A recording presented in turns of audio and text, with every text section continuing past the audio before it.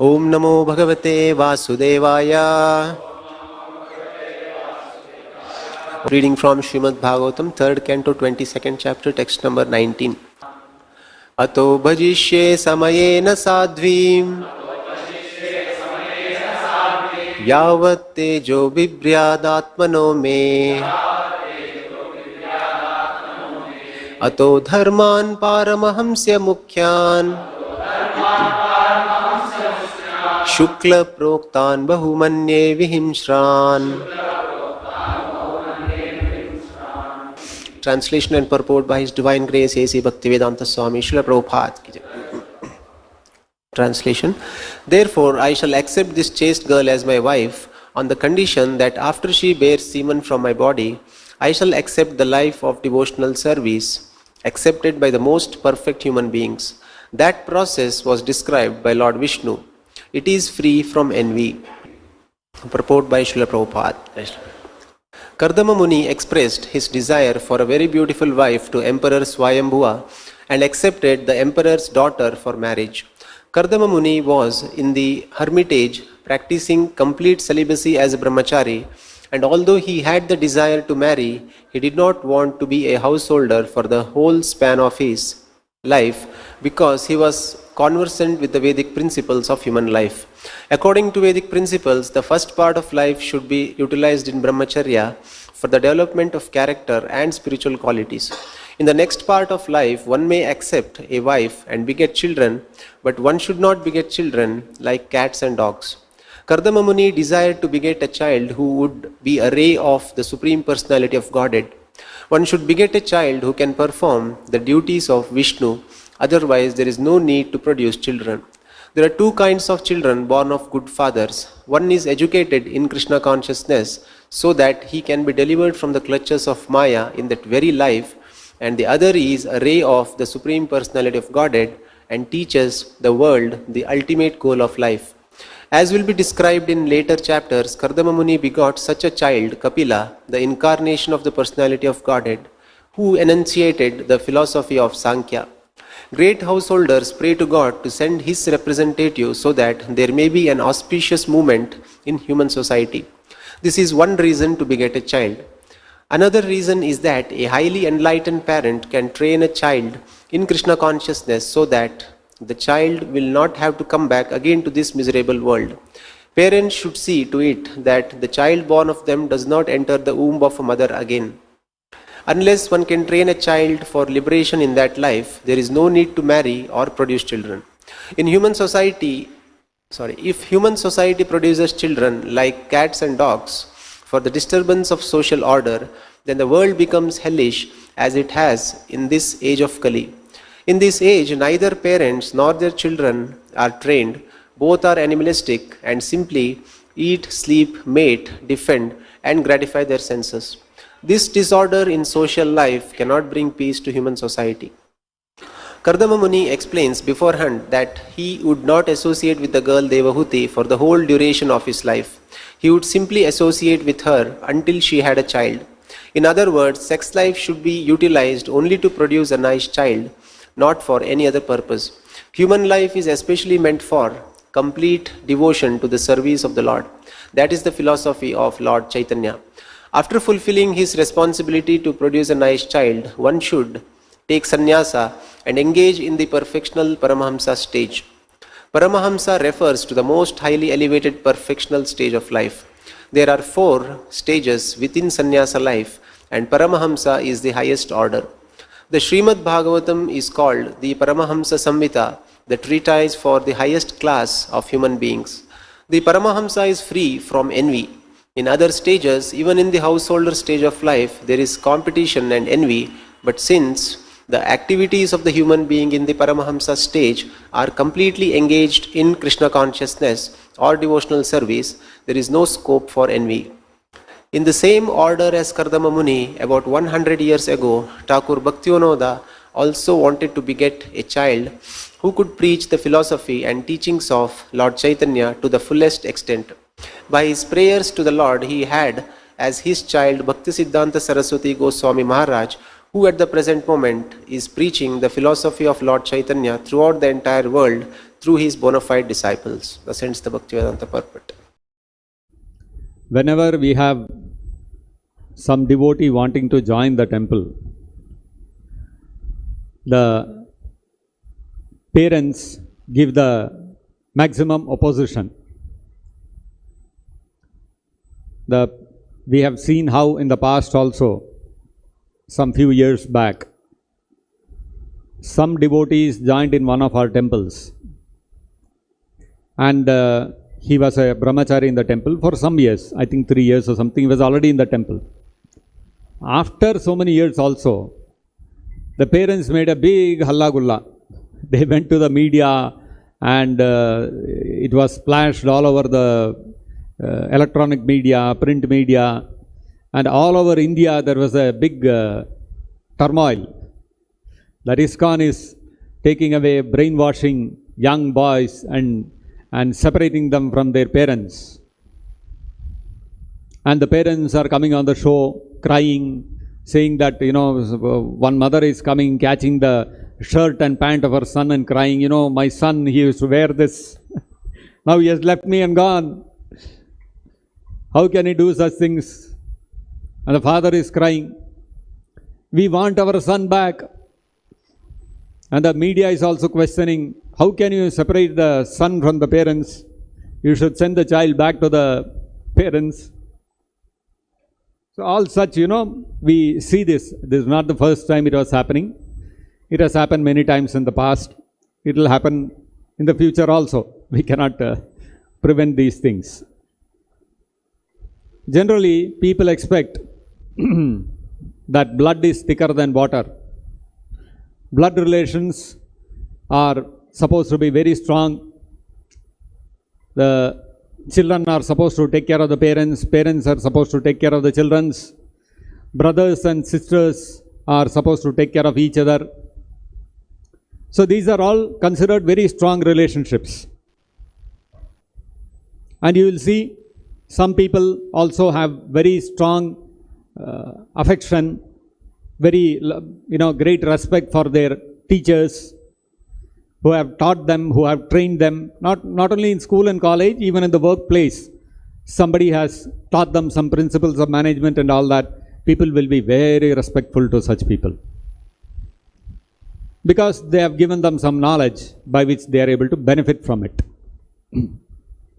So the relationship of parents, children, relatives, then that of teachers, and some people are very devoted to some devatas. Jai Bajrang Bali, or we have in Maharashtra especially, we have what is that they call Ganesha? Something they call Bappa Moria. Ganapati Bappa Moria. You go to Bengal, it is Durga Devi, Kali, and they have very big festival during during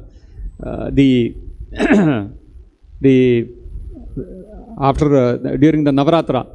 Big pandals are erected, and lot of very ardent devotees are there.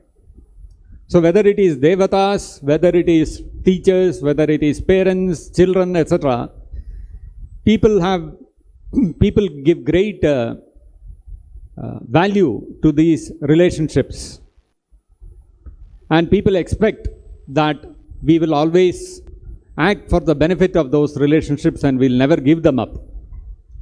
Giving up or rejecting such relationships is considered a very bad thing to do. It is not expected, and if somebody does that, the society will look down upon such people. Look at him, he is not taking care of his old parents, he has given them up and gone somewhere else, etc., etc. Now, in the Srimad Bhagavatam, in the 5th canto, there is the teachings of Rishabhadeva, an incarnation of the Supreme Personality of Godhead, to his sons. Rishabhadeva had 100 sons, headed by Bharat Maharaj. And that Bharat Maharaj went on to rule the whole world, and that is how the name came, Bharatavarsha, because it was ruled by Bharat Maharaj. Anyway, Rishabhadev, one of the instructions he gave to his 100 sons. He said, Gurur nasasyat, swajano nasasyat, pita nasasyat, janani nasasyat. So he said, one should not become a guru, one should not become a teacher, one should not become someone who imparts knowledge to others. One should not become a relative, swajana, one should not even become a relative. Na pitana sasyat, one should not become a father. Janani nasasyat, one should not become a mother also. One should not become any of these things. Not only that, he said, Daivam na tatsyan, one should not become a devata also. Na patischa sasyan, one should not become a husband also. Why? Namo chedyaha samupeta mrityum. If samupeta, upeta means coming close, coming in proximity, approaching. Samupeta means very close. You're almost there. You're almost at your destination. Then it's called samupetya. So samupeta mrityum. For those people who are on the verge of death, namo chayed, if one is not able to liberate them from the clutches of death, which is waiting right at one's doorstep, then one should not become a teacher, one should not become a relative, one should not become a father, one should not become a mother, one should not become a demigod, nor should one become a husband. If one is unable to liberate one's subordinate, one's dependent from the clutches of impending death. Why impending death? We are all living quite comfortably. We are not on the verge of death. I mean, somebody in the hospice suffering from cancer, doctor has said, 1 week maximum he will live. You can understand he is on the verge of death. We are all very healthy people. What's wrong with us? No, you can never say what moment death will come knocking at our doors. Just the other day we saw how 52-year-old cricketer Shane Warne, suddenly the news flashed, he has died. Everybody was shocked. Nobody expected. Just like that, all of a sudden the person has died. So we can see how we are in an illusion thinking that, I'm quite healthy, I'm quite normal. Death is very far away. When I become old and all those kind of things I will see. No, any moment we can die. So, in the human form of life, when we have this understanding that any moment I can die, if we start thinking, for example, today in my life I have a lot of goals, I have a lot of desires, I want to fulfill so many things, so many plans I have made for my future. Suppose I get a notice that within 24 hours you are going to die. What will happen to all those plans? Everything will fall apart. I'll forget all those goals, desires, everything. I will be in great anxiety. What is going to happen to me next?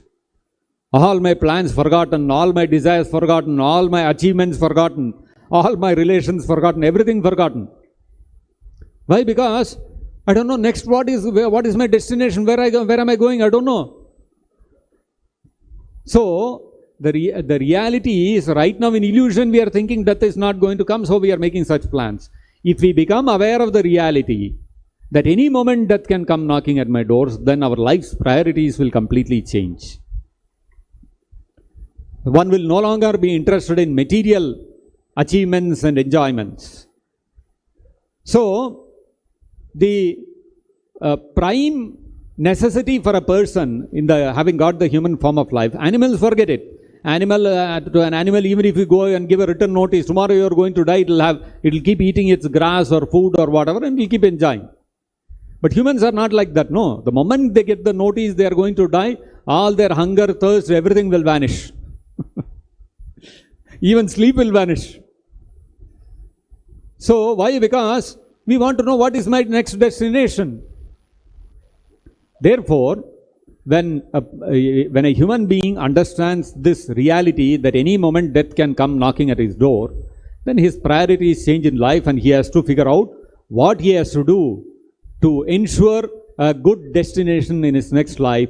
How to, and if the person is even more intelligent, he will think, I don't want to die. How can I stop this birth and death in this world? The prime duty of every relationship, whether it is of a teacher, of a relative, of a father, of a mother, of a husband, of a demigod, whatever it is, all relationships, in all relationships, the duty of the person who is having, on whom somebody or the other is dependent in that relationship, is to show him how to become free from this cycle of birth and death. Otherwise, one has no job becoming a relative of anybody else. If one is incapable of showing the right path to one's relatives, one has no business becoming a relative. That's what actually the Bhagavatam is saying, Rishabhadeva is saying. In the current day society, our thinking is relationship, when we get into relationship with somebody else, we are looking at some material benefit. If I become a father or if I become a mother, I'll have a child who will grow up and take care of me in my old age. A man becomes a husband and a woman becomes a wife because there is some enjoyment in that relationship. Oh, we can, enjoy nicely together. A person becomes a teacher. Why? Because he will have so many students, he can teach all of them and he will get some remuneration, some fees he can get from them. So he can maintain his family nicely. So in every relationship in Kali Yuga, what we do is, whenever we enter into any relationship, we start thinking, what is in this relationship for me? What do I get out of this? Whereas Rishabhadeva is saying, relationship, when we strike with another person, it is not a matter of giving, it is not a matter of taking something from that relationship, it is a matter of giving something to one's dependent. What is that we have to give? We have to give them liberation from the cycle of birth and death. If one is not able to give that liberation, then one is not entitled to be in that position in that relationship. There are many examples of this in history. Gururna Sasyat. Bali Maharaj, when he was conducting the sacrifice, at that time, Lord Vishnu took the form of Vamanadev and came to that sacrificial arena, wanting to take back the Swargaloka, heavenly planets, which Bali Maharaj had conquered, and Bali Maharaj had thrown out all the devatas from their positions. Wanting to take back that heavenly kingdom from Bali Maharaj and to give it back to the rightful owners or rightful occupants, the devatas, Vishnu disguised himself as Vamanadeva and came to Bali Maharaj. And when he came to Bali Maharaj and he begged him, I need 3 steps of land. At that time, Shukracharya came. He was the guru, he was the teacher of Bali Maharaj. And he told him, this person is not an ordinary brahmachari. He is Vishnu himself, he has disguised himself and come. He is asking you for 3 steps of land. He will take away all your possessions, all your kingdom, everything will be gone. So don't give him anything, don't promise anything. This was Shukracharya's advice to Bali Maharaj. Why? Because Shukracharya was thinking, my disciple is Bali Maharaj. He is the ruler of the heavenly planets. Now if he is, if the kingdom is taken away from Bali Maharaj and Bali Maharaj is no more the emperor, what will happen to my maintenance? Who will maintain me? My disciple only has to maintain me. He has to give me money and he has to give me residence, he has to give me food. Now if my disciple becomes Kangal, if my disciple becomes poverty-stricken, what will happen to me and my family? You see Shukracharya's thinking? He was thinking, what is there in this relationship for me? Bali Maharaj said, Arey, Shukracharya, Guru Maharaj, you only taught me Vishnu is the source of everything and everything has to be offered to Vishnu. Now Vishnu himself has come to me asking, he is begging to me. He has become a beggar in front of me, the Supreme Lord. Why will I not give to him? So I reject you, I will give to him only. I'll give him whatever he asks. If he takes away my entire kingdom, let him take, no problem. That's the goal of the Shastras. So Bali Maharaj rejected his Guru. Normally one should not reject one's Guru. If anybody rejects one's Guru, then it's a great aparadha, it's a great offense. But then, when that Guru himself is not showing the right path to his disciple to liberate himself from the cycle of birth and death, then that Guru can be rejected. Just like Bali Maharaj rejected Shukracharya. Shukracharya was highly knowledgeable. Not only material subject matters, even in the Vedas. Very highly learned. So, he was a repository of all Vedic knowledge. But still, because he did not show his disciple the right path, his disciple Bali Maharaj rejected him. Gurur nasasyat, swajano nasasyat. One must reject one's swajana, one's relatives also, if they are not showing a person the right path to liberation. The example of this is Arjuna. Arjuna, in the beginning of the Bhagavad Gita, he asked Lord Krishna, Katam hanya mahaswajanam. How can I kill my own relatives? How can I kill my own relatives?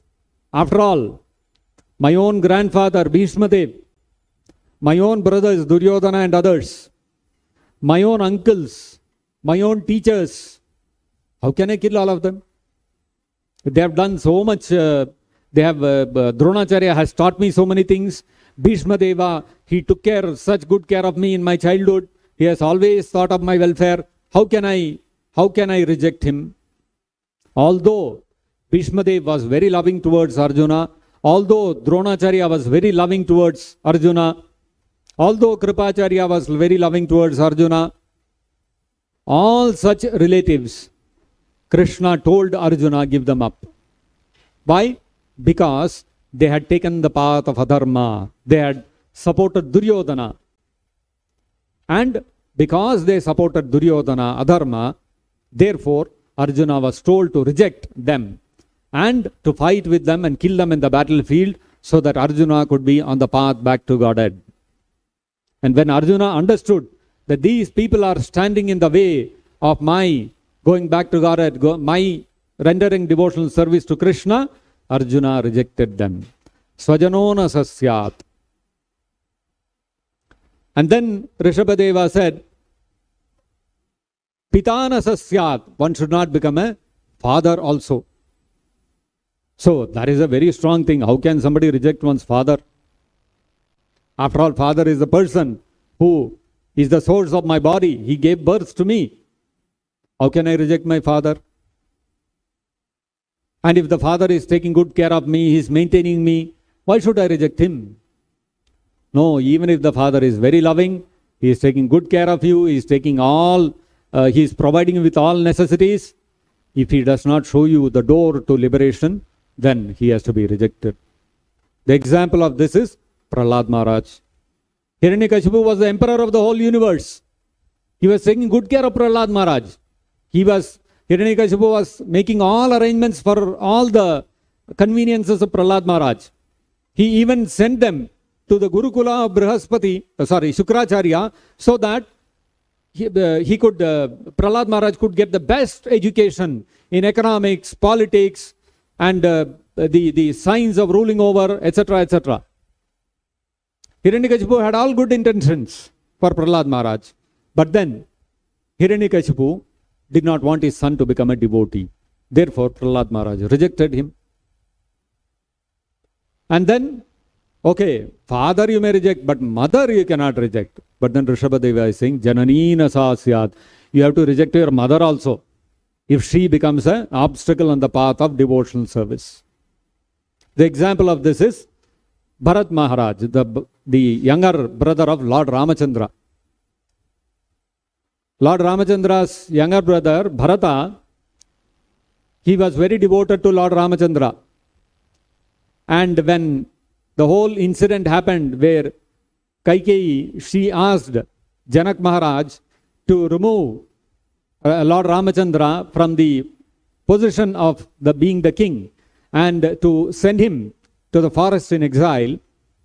Bharata was not in the kingdom. He was at his grandfather's place. When he came back to the kingdom, he found Lord Ramachandra is not there. He is missing. Where is my brother? Where is my elder brother? And then he comes to know that Kaikeyi has made some arrangement by which Ramachandra has gone to the forest, and then Kaikeyi invited Bharat Maharaj and told Bharata and told him, now I made arrangement, you become the king. So Kaikeyi did all those things of banishing Lord Ramachandra to the forest for the sake of her son, so that her son can become king. So she had the highest welfare of her son in mind. She did not, in one sense, she did not want anything for herself. She wanted the kingdom for her son. But what did Bharata do? He rejected his mother. He said, you are no more my mother because you have gone against the devotional principles. Lord Ramachandra is my elder brother. He should be the king. And you have driven him away from the kingdom. Therefore, I reject you. And he rejected his mother. Kaikeyi was not, it is not that Kaikeyi did some harm to Bharata. Nowadays, mothers do all sorts of things. They will do abortion. They will, if they are not happy with the child, they will abandon the child. We find so many instances. Children, babies are found in the garbage bin, in some railway track and all. We find people, mothers leaving their children and going away for whatever reason. But Kaikeyi did none of those things. Kaikeyi was only thinking of the welfare of her son. She took good care of her son and she wanted him to become the king. The best thing she could do for him. She utilized her power over her husband to the maximum and ensured that her son could become the king, although he was by law not entitled to it. That way Kaikeyi was thinking only of the welfare of her son, material welfare. Bharata did not want that. Bharata wanted spiritual welfare. So he said, what is the value of this kingdom, useless kingdom? I want devotional service to Lord Ramachandra. And he rejected his own mother. And then, Daivam na tatsyan, patir na sasyat. One should not become a husband. One should not become a demigod. One should not become a devata. So all these positions of having dependence upon one in a particular relationship is forbidden unless and until in that relationship one is able to perform the duty of delivering one's dependent. From this, what we can understand is that when a man marries a woman and a woman marries a man, when they marry each other, the goal of such a marriage is not to engage in sense gratification. The goal is not to produce children simply for the sake of one's maintenance. Currently, the thinking is that we have to procreate so that we have children. Children will grow up and take care of us in our old age. That is not the purpose actually mentioned in the Vedas. The Vedic understanding is children have to be produced for one of two purposes, as Prabhupada is mentioning in the purport. One purpose is that we want to give an opportunity for a living entity to take birth in the human form of life and then educate the child in Krishna consciousness and show him the path back to Godhead. Another purpose is to give an opportunity for the Supreme Lord to send his representative who can spread the message of the Bhagavatam and the Bhagavad Gita all over the world.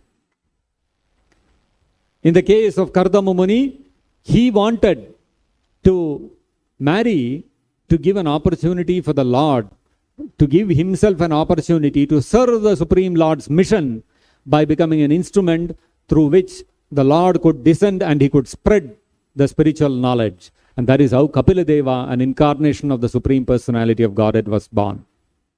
Similar example Srila Prabhupada is giving how Bhaktivedanta Thakur prayed for a great devotee son who would spread the message of Chaitanya Mahaprabhu all over the world. And so was born Srila Bhaktisiddhanta Saraswati Thakur. These are all the real purpose for which relationships have to be entered into. One should not enter into relationship just to satisfy one's lusty desires or to engage in sense gratification. That's not the purpose of any relationship.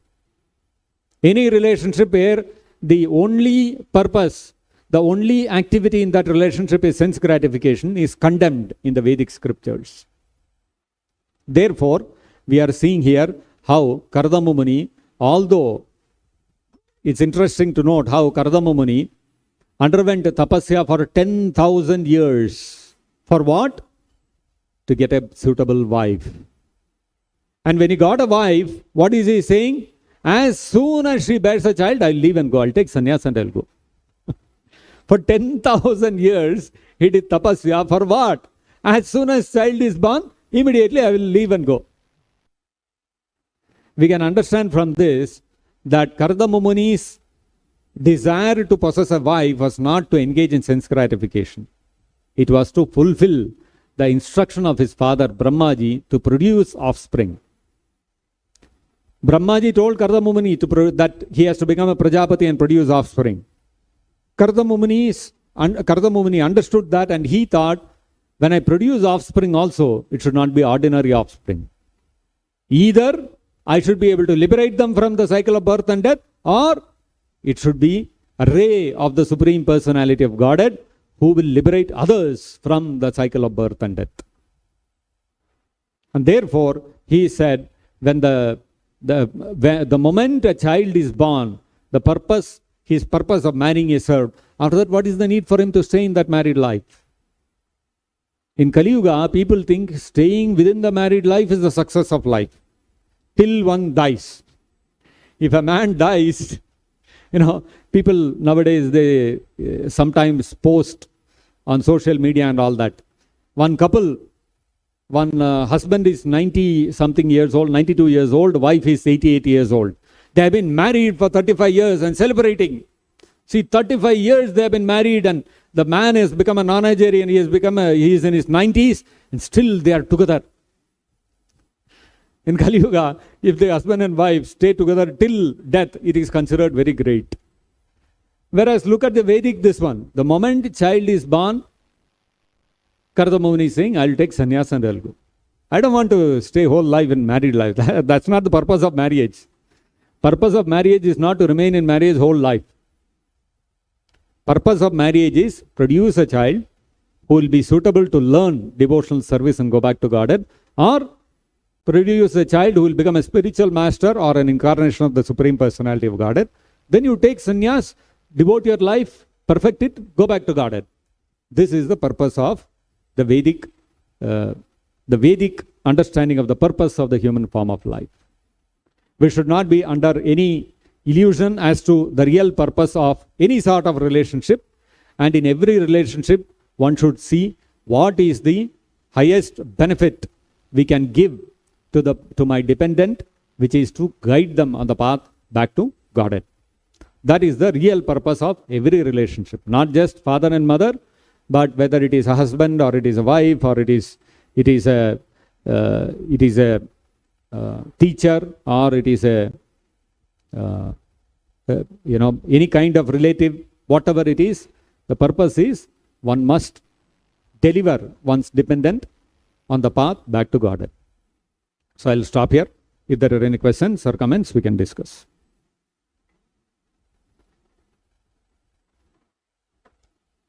So we'll stop here. Granthara, yes, please. Sorry. Hare Krishna. Hare Krishna. Prabhu, Krishna has given Devaki three boon in the jail that he will take birth 3 times. Like first Krishna, Prishni Garbha, then second time as Upendra, and third time as Krishna. But then we also hear that Chaitanya Mahaprabhu's mother Sachi Mata and Jagannath Mishra was also the incarnation of them. Of Sachi Mata and Jagannath Mishra. Jagannath Mishra. They were incarnations of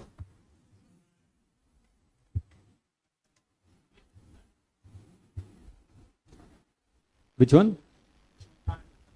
Yashoda and Nanda Maharaj, He right? appeared as Sachimata and Jagannath. Not Vasudeva and Devaki. Anyway, either way, how does it matter? Because we have to understand that when the Lord, when he says 3 times I'll take birth as your son also, he says that because his incarnation as Chaitanya Mahaprabhu is a hidden incarnation, Channa Avatara. He does not want to expose it openly. So he will not say that. But the fact is that every time the Lord takes birth, his parents remain the same. The same people come as his parents whenever the Lord incarnates. So that way, it's not just 3 times. Whenever the Lord incarnates, they will also come down. Just one add-up question to this. In the case of Yashoda, she has no idea of the supremacy of the Lord. Yeah. In case of Devaki, there is a mix of, there is awe and reverence. Yes. At the same time, Vatsalya Rasa both are existing together. So, that is specific to Devaki.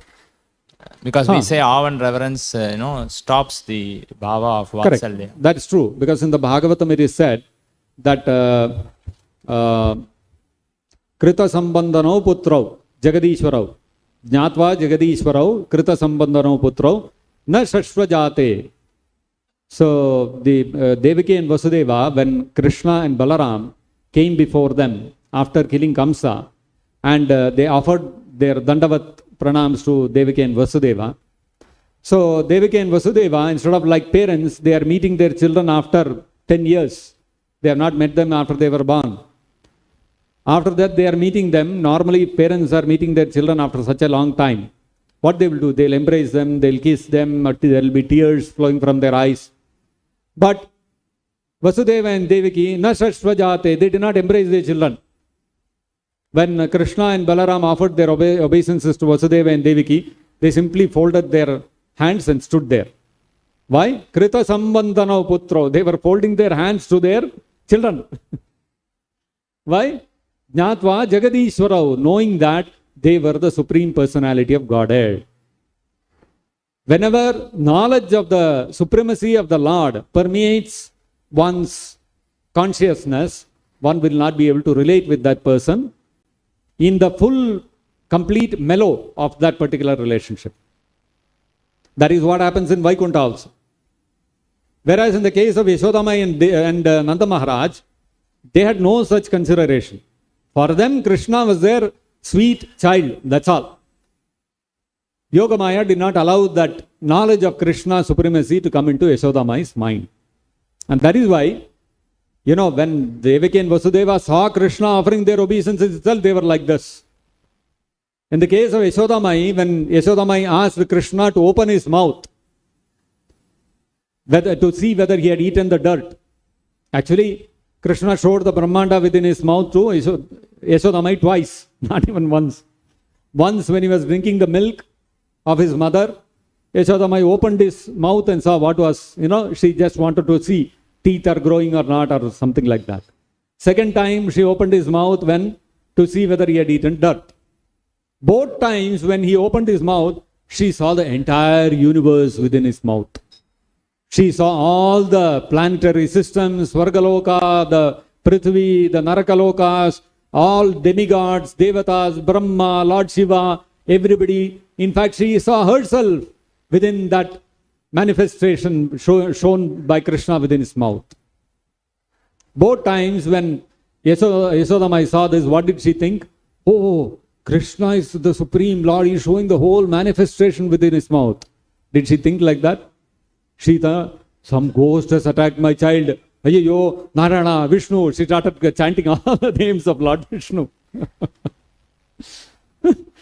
You can see, even though the Lord showed his opulence, Yashodamai had no this one about that. She did not bother about that. Whereas, even without showing any opulence, for Vasudeva and Devaki, they were folding their hands in supplication. This is because it all depends upon the extent of the intensity of the love that one has for the Supreme Personality of Godhead in that particular rasa. In Vatsalya rasa, Yashodamai and Nanda Maharaj's intensity of their Vatsalya rasa was so much, it was so intense, it was so deep that it covered all other knowledge. In the case of Vasudeva and Devaki, it was not that intense. So that knowledge remained prominent in their minds.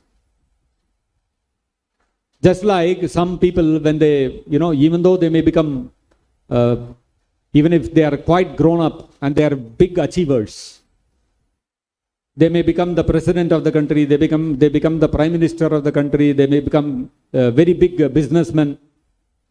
When they go in front of the mother, will she show any respect and all for him? She will give him one slap and tell him, hey, so many days you have not come. What do you think of yourself? You become big man, huh? Why? Because for mother, she knows he is a big man, but then that's not prominent for her. But if the relationship, because the relationship is very strong, if the relationship is not so strong, the parents will be very formal. Therefore, in the case of Nanda Maharaj and Yashoda Mai, their love for Krishna was so intense that it overshadowed their knowledge of the supremacy of Krishna. That is how we have to understand. Is that okay?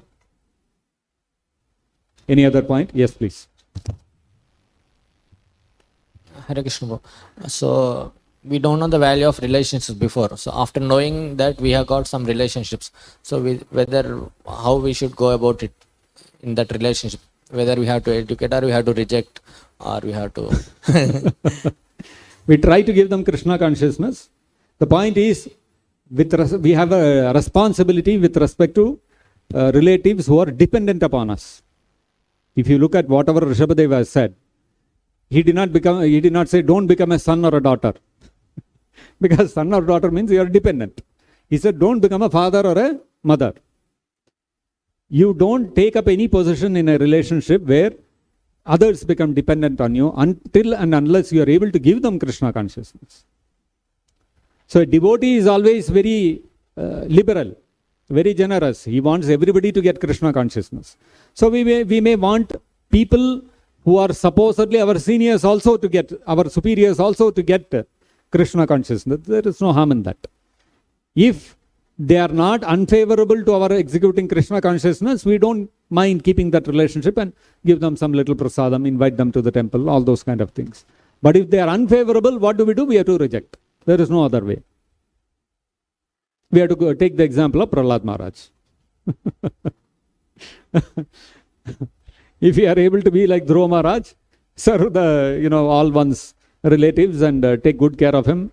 His stepmother, even his stepmother and his stepbrother also, Dhruva Maharaj took good care of them. Because they were not unfavorable. In the case of Hiranyakashipu, he was totally unfavorable, so Prahlad Maharaj rejected him. So we have to, these are all practical things which we have to use our mature intelligence and try to understand. And the goal is somehow or the other, engage everyone in Krishna's service. As long as they are not envious and they are favorable, no problem. Like in today's verse also, Kardama Muni uses the same word. He says, what is the particular word he uses? He uses the word avihimsran, free from envy. As long as people are free from envy, we can engage them in Krishna's service. That is how we have to understand. We'll stop here. Grantaraj Srimad Bhagavatam ki jai. Jagat Guru Srila Prabhupada ki jai. Nitai Gaur Premanande Hari Hari Bol.